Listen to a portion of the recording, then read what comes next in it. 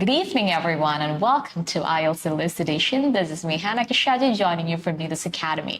Yes, 𝗜𝗚𝗟 Academy has come with yet another IELTS Elucidation Live to answer all your questions related to your IELTS listening, reading, writing, and speaking. In the previous lives, you guys had asked a lot of questions about reading and listening and writing and speaking. I had answered a few of those questions, and there are a few more questions yet to be answered, so I'll be answering those questions in this live. And when we posted a post on the Facebook about IELTS elucidation, you guys had asked a few questions under that, and I'll be answering those questions as well. And I was so glad to see that students are asking questions. So it's very important that you have questions when you're learning something. That's how I understand you're actually learning what you are seeing. So in today's live, what I'll be covering is I've got questions related to listening, speaking, and writing vocabulary. So I'll be dealing those topics today. In the previous live, we have actually discussed in detail about reading. So for those of you who want tips related to reading, can actually refer the previous IELTS elucidation live. And we also have IELTS reading comprehension, which is exclusively for reading module. But anyways, so I shared few tips related to reading, to how to improve reading speed and how to tackle the questions and all of those things. I shared some points related to that. I have shared some points related to that in the previous live, so if you want, you can refer that for it. And in this live, I'll be focusing mainly on listening, and we've got questions related to listening, writing, and speaking. So I'll start off with speaking question. Speaking question, I'll read the questions to you. Some students have asked me a speaking question. Can you please explain how to do speaking test, some tips and tricks to score more? Anila Anna George has asked this. This question was asked in the previous IELTS elucidation post. This question was seen under previous IELTS elucidation post and not the one that we posted this week, but I'll be answering those questions as well. And another question is by Tintu Anoop. Can you please give some tips about how to get high score in speaking? So these questions are just asking for us to give some tips about speaking. And can you please give some tips for answering the cue card in a better way? Rehana Mol Babu has asked that. If you're watching this, please do comment, and I'll be reading your comments as well. And if while I'm answering these things, if you have any questions, you can drop your questions in the comments. I'll be going through it. Manjusha Unikrishnan has also asked, how can we attain band 7 in speaking module? Can you explain it? Manjusha Unikrishnan, if you're watching this, I'm answering your question now. So all of you have asked me about these questions are all, if you look at all of these questions, we understand these questions are about tips for speaking and how to get band 7 for speaking. This is what is asked. So as you know, speaking has got 3 parts, and it is assessed on the basis of 4 assessment criteria. So the most, as I've mentioned this in the previous lives as well, but I'm repeating it for the freshers, for the new students. So focusing on this 4 assessment criteria is the key step. Okay, so if you understand, first step is to understand what these 4 assessment criteria are. Second step is check where you are lacking, if you were lacking any one of these assessment criteria, and to work towards it. Okay, so this is how you do it. So first, understand this and try to speak and check if you were lacking in any of those areas. If you are lacking in any of those areas, just work on it. So I'll repeat what are the 4 assessment criteria. The assessment criteria are fluency and coherence. Fluency means speaking with the flow. That has to be there. You have to check if you're speaking with the flow. If you are having unnecessary pauses, if you're stuck in between, if you are thinking in between, if you are making sounds like or having pauses like this, you know, some people do this when they're stuck. And if you're doing such things too often, then you are lacking fluency and you will lose your marks for your fluency and coherence, as your answer has to be in logical order. It should have a logic. So when you say an answer, it has to, you should be answering to the question, and it should have an order, a logical order. That is fluency and coherence. So very important. It is very important that you focus on these areas. The first assessment criteria, that is 25% of your total score, is from fluency and coherence. Okay, so fluency is this. And then the next assessment criterion is lexical resource. Lexical resource, that refers to vocabulary. Having good vocabulary, like I've told you in the previous lives and in IELTS speaking mastery, it is not about having or using difficult words or words that they haven't heard about. And I've given a detailed explanation about vocabulary related to speaking in the previous IELTS elucidation live. So those of you who want it can go and watch it, where I'm talking in detail about the vocabulary for speaking. The vocabulary needed for speaking is different from the vocabulary needed for reading and writing. So therefore, the efforts you have to put in for the vocabulary related to speaking is also different. So you have to understand that, and I've explained that in detail, so I'm not getting into much detail about it. So it's about just using words, and those words have to flow, using accurate words appropriately. So if you're trying to convey an idea, you have to use the accurate word for it, and it has to be appropriately placed. So this is how you are going to get good scores for your lexical resource. Focusing on these areas is actually very important to get good score for your IELTS speaking. And the next one is grammatical range and accuracy, where you shouldn't be making much grammar mistakes, and you should be using different types of sentence structures, and you should have perfect sentence structure, and you should using different types of sentences like simple, compound, and complex sentences. So these type of sentences should be used, and you should use sentences in different tenses. And when you are trying to express something that happened in the past, you should be using past tense, and when you're expressing something that happened in the future, you should be using that. Your present perfect tenses, past perfect tenses, and these tenses all have to be perfect while you're answering the question. So just put some effort, put some time, invest some time in learning grammar, okay? Make sure you learn all the 12 tenses. We just have 12 tenses, 4 tenses in present, 4 tenses in past, and 4 in future. So just learn, put some time. How much time will it take? Even if you're learning 1 tense a day, you will be able to learn it within 12 days. And then some other grammar portions, subject, verb, agreement, those things as well. Just learn them and you're good to go. You wouldn't make much mistakes with it. If you know all the 4 tenses, all the 12 tenses, your answers would sound much better and would be more or less grammatical error free. So it wouldn't have much grammatical errors if you are actually focusing on these 12 tenses and learning it. So that is one thing. And pronunciation. Pronunciation is another thing that you have to focus on. So here, it's not that you need to have any particular accent, like American accent or British accent or Australian accent. You don't need to have any accent, or you don't need to follow any accent. But if you are following the pronunciation of one particular accent or area, then stick to it. For example, if you're following the pronunciation, American pronunciation, for certain words, then stick to it. Don't mix it, like few words in American, few words in British, few words in Indian. Don't do that. Okay, so just follow, just be consistent with that. But most importantly, what they're saying is the examiner should be able to understand you. The way the words are pronounced should be in such a way that the examiner should be able to understand you. So make sure you pronounce words in such a way that the examiner understands it. So go for the language, or go for the style that you're comfortable with. If you're comfortable with Indian English, go with it. It's perfectly fine. And you can even get band 9 with your Indian accent if you're pronouncing your words correctly, and if you are doing all the other 3 assessment criteria. If you are actually answering subject to all the assessment criteria. You can even get a band 9 with an Indian accent. It's not a problem. It's no big deal. It's just that you have to pronounce it properly. And a few other things that you can be careful about is words like, when you were saying things like, I would. So you can actually use the contractions. So in writing, we say don't use contractions, but here you have to, or you can use contractions because you are speaking to a person, right? There you do not have to use it like every word. You don't have to say every word.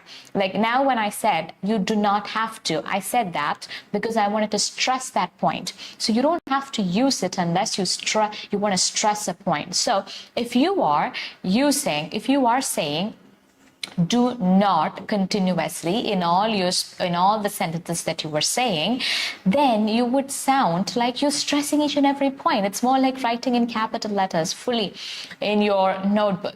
So it's better if you can use contractions for while you're speaking. For example, you're asking them. See, now when I'm not saying you are asking them, right? I'm just joining my words and saying you're asking them, you're. That's what I'm saying. And I'd like to tell you about something. Here also, I'm not saying I would like to tell you about something.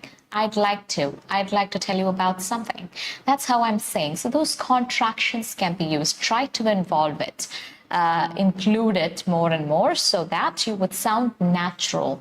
It is a semi-formal conversation. You don't have to be too informal. Like when they say hi, you don't have to be like, hey, what's up? And that's not how you do it, but it is a semi-formal conversation where you do not have to be too formal. You can just talk like you would talk to a friend, but in a bit of a formal way. So just be relaxed and just speak on different topics. So that is what you have to do. So use contractions, understand the assessment criteria, make sure your answers have or that adhere to the assessment criteria. How do you know if you're your answers are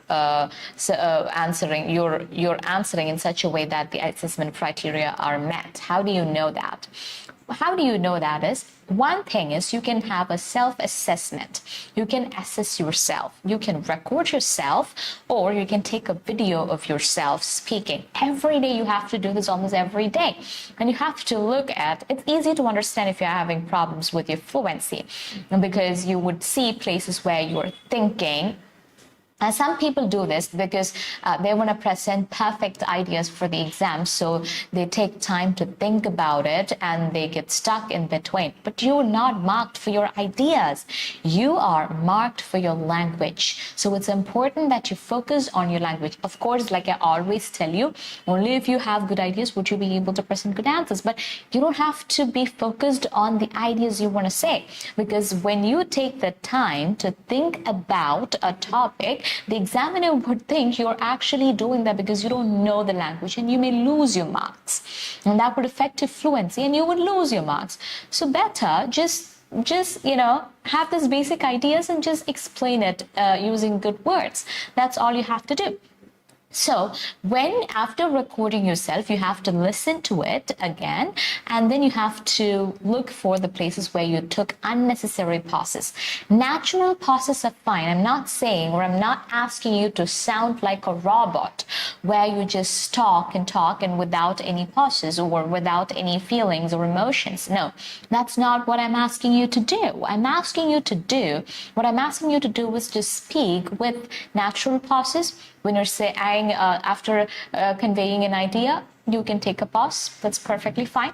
Or before you start answering the question, you can take a pause. Not like for a long time, but you can take a pause. That is perfectly fine. So you can say, imagine you're saying something like, I'd like to talk about my favorite. The question was about your favorite movie. Okay, so, and you gave 2-3 sentence introduction, and then you're moving on to your answer. So that transition is what I'm going to explain. I'd like to talk about one of my favorite movies. See here, it is not about the pace. You can be slow, you can go at your normal pace. You don't have to be too slow, you don't have to be too fast, you don't have to sound like you're too fast. You can go with your normal pace. I'd like to talk about my favorite movie, which is The Father of the Bride. Okay, and then that flow is something what they're asking you to have. So you should check if you have it and work on that. How do you work on your fluency? I've explained this in detail. There are 3 steps. First one is knowledge. Knowing your grammar, lexical resource, all of those things. You have to have knowledge. Then you have to practice. You have to keep speaking in English. That's how you improve your speaking and your fluency. And then you have to have the confidence to speak. Most of the time, people lack the confidence to speak, and that is why they're not practicing well. That's why they're not speaking in English and speaking environments. You know, it goes like a circle. It's a vicious circle. You tell me you don't have the confidence to speak in English.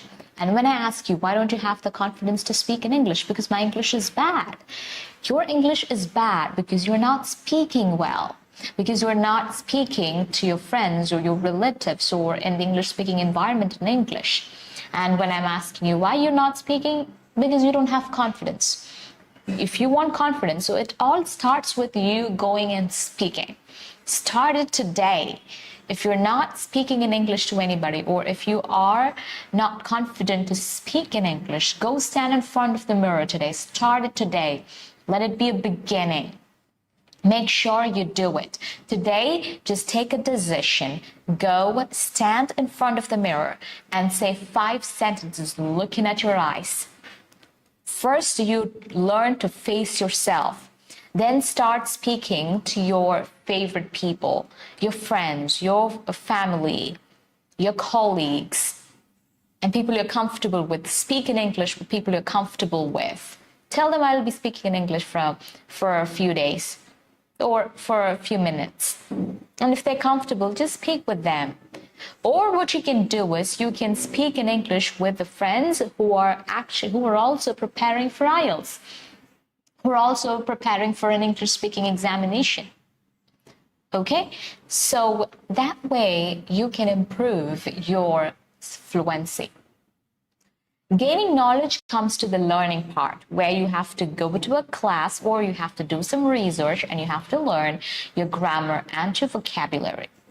And I've explained how to improve your vocabulary in detail, so I'm not going and in depth, so I'm not going into the details. So I hope I gave you some idea about what to do with your speaking in order to get good score. So I hope I answered your question, Manchu Krishnan, Rehnamol Babu, and Tintu Anub, Anila Anna George.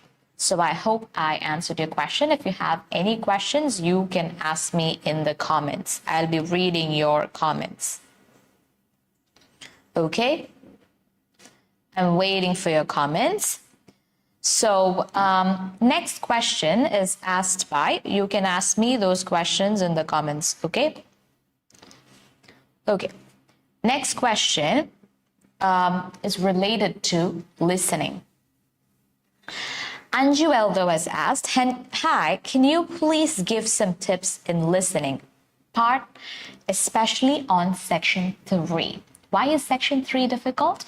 This part was also explained in the previous live, but I'll give you some tips. Some tips for, can you explain how to choose correct answer in listening, MCQ listening, Danny Francis. So that is about section 3 of IELTS listening. That is where the question is related to. So I can answer those questions for you. Listening, section 3, when it comes to section 3, I've told you in the previous live that when you do section 3, it becomes difficult because you have 30 seconds and long questions to read. Most of the times it's MCQ, diagram, table, some kind of complex questions. And for which I told you a tip that you can use the time they give to check your work. They say, you now have some time to check your work. And you don't have to use that time to check your work. Instead, use it to read the question. So you'll get 1 minute to read the question. And there are a few things that you have to do while you are doing your questions. I mean, before, there are things that you have to do before the audio starts playing, while the audio is playing, after the audio is played. What are the things that you have to do before the audio is being played? You have to read it carefully. So I told you the method. You have to read the questions first, and then you go back and start reading the options as well. So at least you've read all the questions. Even if the time runs up, if the time is over, you've at least read all the questions, though you haven't read all the options. And then you're going back and reading the options if time permits you. And you're done reading all the questions. Okay. And you're underlining the keywords. Okay, you're underlining the keywords. And then looking for these keywords. When the audio is playing, you're not reading the questions, you're looking at the keywords, and looking for the keywords in the audio, and you're looking for the synonyms, the signposting. And you also, while reading the answers, you would also anticipate what the answer would be, okay? You will have an anticipation, but while listening to the audio, you'll be focused on listening for the keyword, synonym, or paraphrasing, and things like that. Signposting, what are synonyms? Words having the same meaning. So in the audio, most of the time, it would be another word. You would not see the same keyword. You would see another word having the same meaning. Or that phrase would be paraphrased. It would be paraphrased. It would be written in a different way. Okay? So you have to find out that thing. And after writing the answer, after the audio is over, once the audio is over, when you're given 10 minutes to transfer your answers to the answer sheet, what you have to do is you have to see if it makes sense. Or for example, if it is options, there is nothing that you can do about it. If it is filling the blanks, or if it is table, or if it is diagram, anything like that, you have to check if it makes grammatical sense. Because for an answer which is starting with A, have you written in a word that starts with a consonant? For a question that starts with an, have you written a word with a vowel? You have to look for that, okay? That would help you know these common grammatical mistakes, and that would help you understand whether the answer is right or wrong. Okay, that is one thing that you can do. So now, many students have this doubt. How are these questions done? Like, how do we do these questions? You always tell us, like, underline the keywords. What are the keywords? What to do? How to actually do it? So I'll show you a question on the screen. You'll be able to see the question on the screen now. Just comment if you're able to see the slide on the screen now. So I'll be showing it on the screen.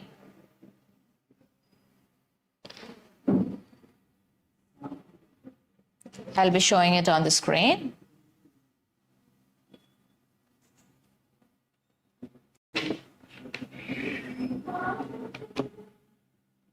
Okay, so just comment if you're able to see that.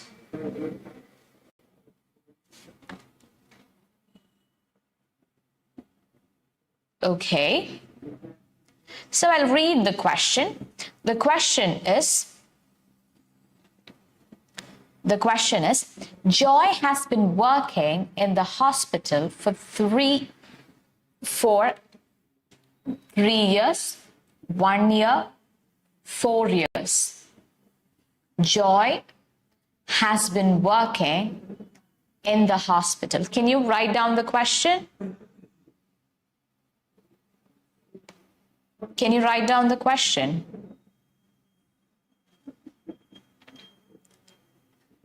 Joy has been working in the hospital for. So here, what are the keywords? What are the keywords? Okay, I'll show you the keywords. Joy has been working in the hospital for. So Joy, so you have to, they may talk about some other person as well, so we're underlining that. Working hospital. Why are we underlining these words? These are called the keywords. These are the keywords. So some people, what they do is they underline just one word and they focus on that word. That is not something you should be doing, because if you underline one word and you focus on that, you may not hear that. You have to have few words that convey the meaning of the sentence. So that is why we call it keywords. You see, it is keywords. More than one. So joy, working, hospital. Okay. Now here in the options also, you're underlining the keywords 3, 1, 4. Years you can, if you want, you can cut because you know that. So 3, 1, 4. So you'll be focusing on these things. Joy, working in hospital. 3, 1, 4. Okay? And in the audio, when you hear the answer, you will mark it. Same with the next question. John was successful in his business because John successful in his business because John was successful in his business because recruited 100 more employees. Recruited 100 more employees, was the highly skilled professional, could reach out to maximum customers. So these is how it's basically about eliminating the functional words and then look for these words in the audio, and when you hear it, you mark it. So in the section 3, you get 2 types of questions. One is you have 1 question, 3 options. How will it be? Like this question, Joy's question, and John's question. Okay, 1 question, 3 options. Another question type would be, question number 1 would be given, 2 would be given, 3 would be given, okay, and you'll be given a box where they'll give you few options, A to H. And like 1 A to B, no 1, 2 will be given. So it would be like 1, 2, these will be the questions, and a list would be given, A to D maybe, A, B, C, D, or it would be A to H. It could be A to H as well. So now, and there will be something will be written here. And by listening to the audio, you have to write which one matches 4, matches 1, which one matches 2, which one matches 3. You have to do it. So if C matches 1, you don't have to write what is written here. Maybe apple is written here. So in the answer, you're not going to write apple. If you write apple, technically your answer is correct, but it will be wrong because you have to write the name of the option. So how will you understand you have to write the name of the option? That will be given in the instruction. In the instruction, it would specify you have to write A, B, or C, or D, A to D. Write a letter A to D against 1 to 3 and match it. That would be said. When that is said, you have to do it. This is one of the common mistakes students make. And the main problem they say it is difficult is because they don't have time. They say they don't get enough time to read the questions. That is the key part. If you don't understand the questions, then you wouldn't be able to answer the question, because reading these questions while listening to the audio is not possible. It is impossible to read these questions while listening to the audio. Not everyone's multitasking.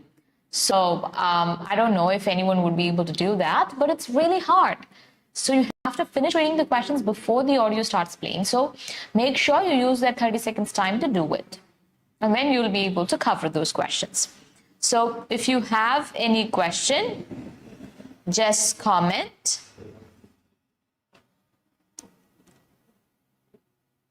Okay, let's move on to the next question. Next slide. Let's see what we have there. So if you're done with this, I'm moving on to the next slide. Watch out for distractors. Yes, distractors is another thing. What are distractors? Yes, Alina, Teresa, George. Thank you. Thank you for your compliment. And it's Seto. Good evening. Good evening. So happy to see you here.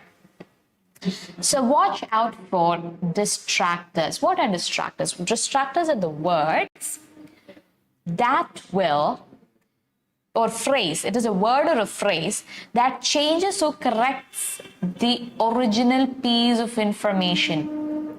In other words, it distracts you. The words that distracts you, that changes the meaning of the original information given. I'll show you some examples. It will be clear to you. So, like you will be given the answer, one answer, and they'll use a word that is distractors that will make the given answer wrong. So when you hear the answer, you will be super excited to go write it as your answer, and you wouldn't listen to the rest of it.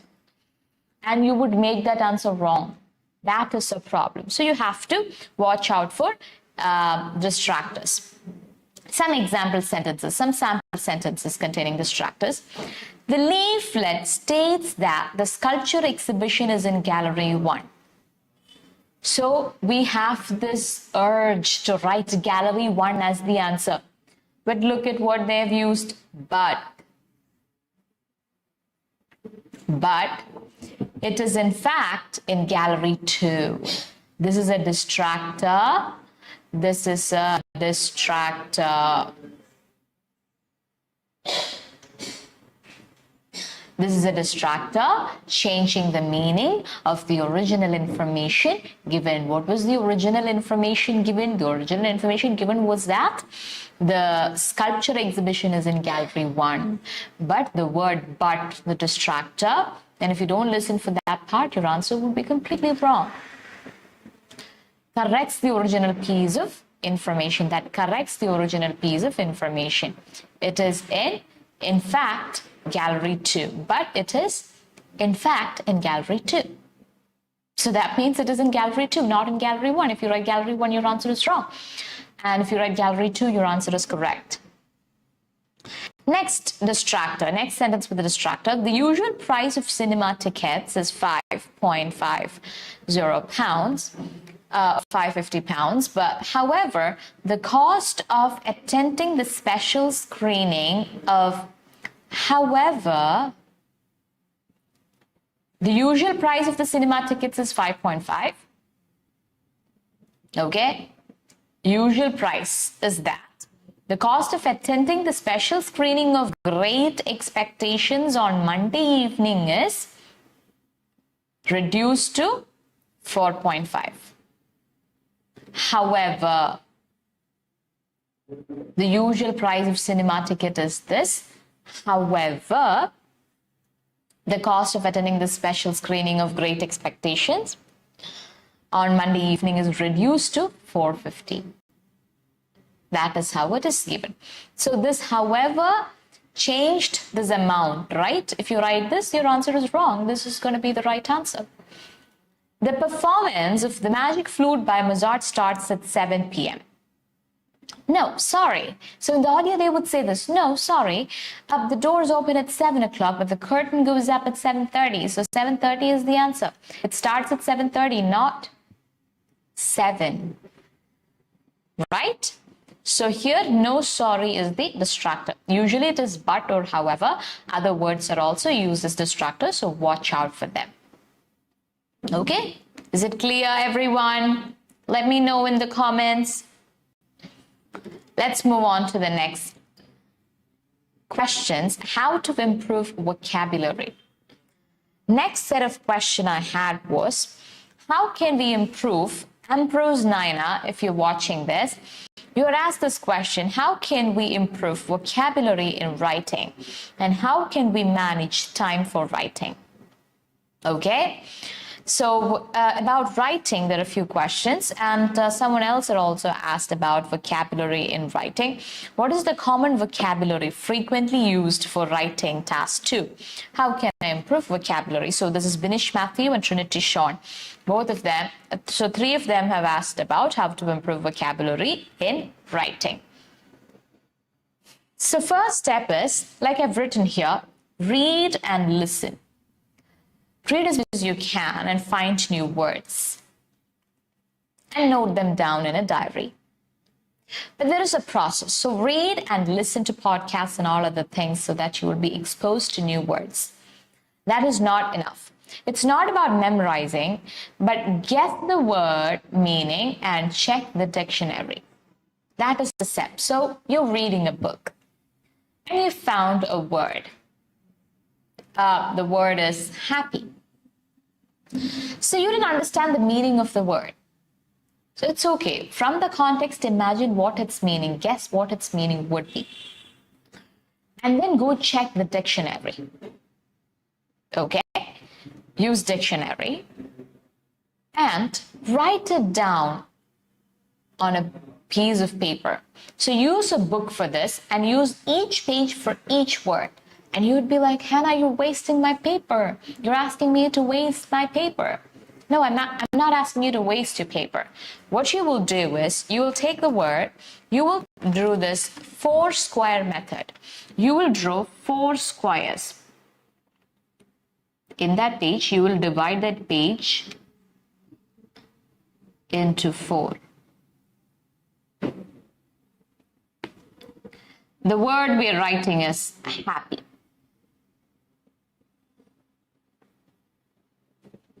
Okay, and I'll divide it into 4. Here, you'll write the meaning in your own words. In your words. In your own words.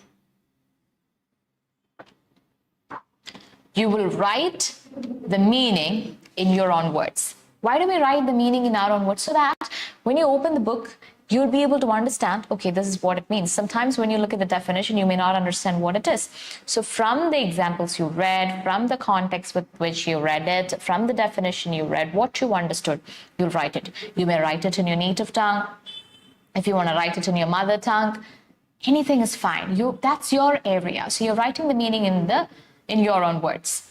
Then on the next square, in the next square, you'll write the definition, the dictionary meaning. Definition, the dictionary meaning. You'll write the dictionary meaning. Okay? And then here, you'll write example sentences. So you should write 4 example sentences.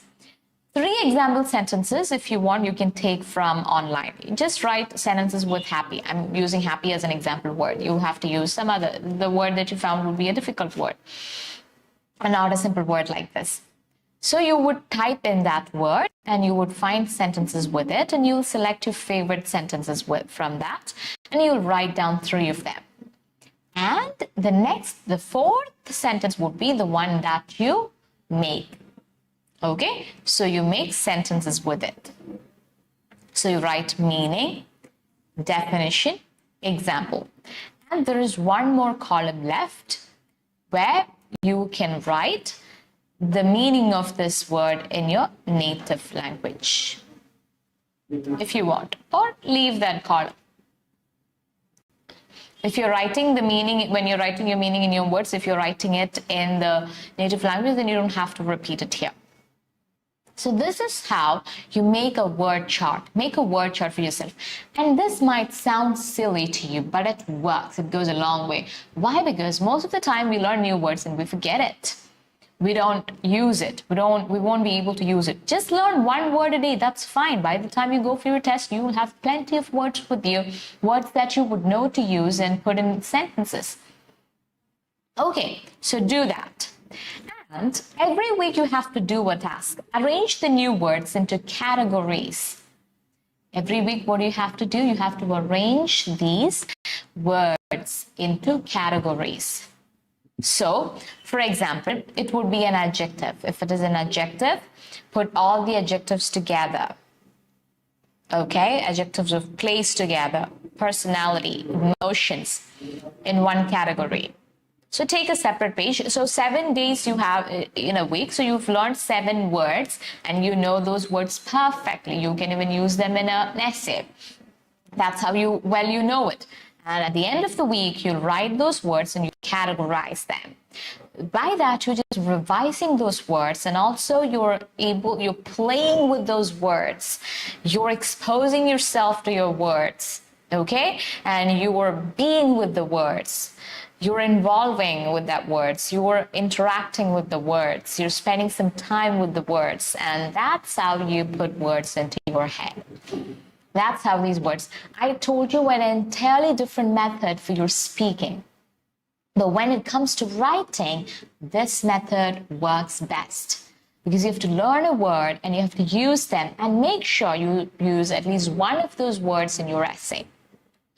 And I would recommend you to learn new words so you'll read 5 essays related to technology. 5 IELTS essays. You can find plenty of IELTS essays online. So you just go and read 5 today. If you just make it a habit, day 1 of improving my vocabulary. Call it day 1. Don't wait for the first of every month, but start it today. Take a book and read, go online, search 5 essays related to any topic. I'm just giving you an example that is technology. If technology is the word that you're using, you can go for technology and read those 5 essays. Find the words that they have used that you would have not used in your essays. Okay? So read an essay, read all the 5 essays, learn new words from it, pick out new words related to technology, and write it down in your book and do the process I told you. So from that, select one word and do this process. Try to learn the other 4 words as well. Okay, why I'm asking you to read an essay related to technology or something like that and learn a word? Because that would help you learn words that you would be able to use for your IELTS. Imagine you're reading a storybook and you are reading things related related to that, and you would learn maybe like 5 words related to that, but you don't have related to that story. But for essay, you're going to get academic topics. You are not able to use the words that you learn from it. So that would be not productive. If it has to be productive, you have to go for those words. So you'll also learn how those words are used in an essay. And you'll also get an idea about how to use those words in an essay. So read academic essays related to different topics. Every day, choose one topic and read. And try to read as many essays as possible and pick words from it and how they've put it in the sentence, how they've used it, and the sentence structures, the sentence formats. Learn from it. Okay, or even steal and use it in your essay and make it your own. There is a difference between stealing and copying and then being influenced by the good essays. Because when you're copying and when you're stealing, and that is like you're just being a copycat. When you're influenced by that, what you're doing is you're reading it and you're making it your own. You're presenting it as your own. You're making some changes. You're using the word in a different context and presenting it as your own. Practice, play with words, interact with words, be involved with words. So do that and you will see a change. And use it in conversation and writing. Of course, like I said, you have to use it in the writing, and you should also try to use them in the conversations as well, so you would sound more sophisticated. Because you are using those words from academic essays in your speaking or while you're talking to your friends. So you would sound a bit sophisticated. They may tease you, but ignore that. And make sentences and phrases. When you get free time, open this book, take those words and make new sentences with them. Or write a few sentences with them. That would help you improve your vocabulary. Okay? Is it clear? Do you guys have any questions? If you have any questions, you can drop them in the comments and I will be answering those questions. How to improve, one question is how can we manage time for writing? So 𝗵𝗡𝗟𝗧𝗏 has also asked, how can we manage time for writing? How can we manage time for writing? So as you know, you have 1 hour for your writing. Okay, so it is recommended that you use 20 minutes for your task 1 and 40 minutes for your task 2. Because 1/3 of your score is from task 1 and 2/3 is from task 2. So we are dividing the time also in that order, like 1 hour, 1/3 for task 1, 2/3 for task 2. So 40 minutes for task 2 and 20 minutes for task 1. How will you manage time? That is important. You have to have good writing speed. So first thing what you can do is, for exam, when you're in the examination hall or when you're writing an essay, plan your essay.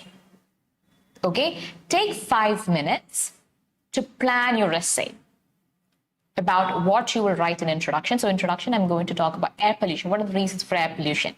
So in paragraph 1, I'll be talking about factories. In paragraph 2, I'll be talking about vehicles. In conclusion, I'll be concluding this point and what example I'll be giving. So just make a note, just like how you make a note for your speaking in 1 minute, make a note for this as well. This works, guys. Trust me, this works. So don't take 5 minutes, just take 3 minutes maybe, 3 minutes will be more than enough. Make these notes and then start writing so that you wouldn't waste much time thinking about what to write, point number 1. Secondly, you wouldn't go on writing so many things and waste your time. So you already know these are the points you're going to write. So you'll just explain those points only. You won't waste your time thinking about so many other things and writing about those things and things like that. So planning is the key to manage your time. Okay? So make sure you plan your essays properly. Another thing is you have to improve your writing speed. Work on your writing speed. That's very important, because if you are someone who is working and you haven't written anything so much in a long time, then it would be really hard for you to write. Your hand wouldn't move. Trust me, your writing speed would go down drastically.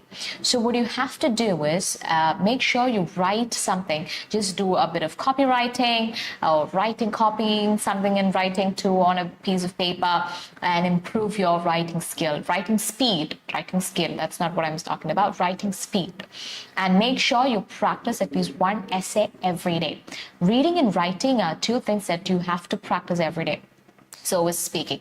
Listening you can practice in alternate days, and even then it's fine for students who are comfortable with listening. But for writing, reading, and speaking, you have to practice every day.